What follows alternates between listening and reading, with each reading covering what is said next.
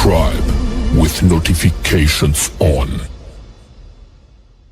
Oddballs? Like I just no. That's the ow. Guys, if you know how to iron, so we are using what is this? Hair straightener. Hair straightener. We are using it as an iron. Remember, we are in a cruise ship, right? In a cruise ship, we don't have an iron.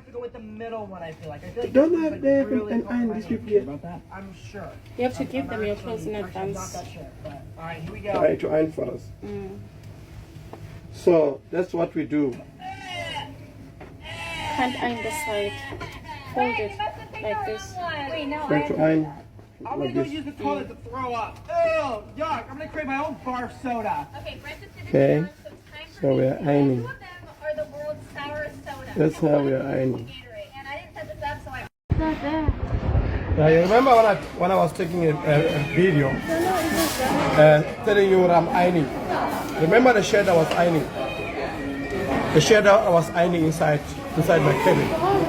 Use the shirt. Using what I was using? A hair straightener. I was using this.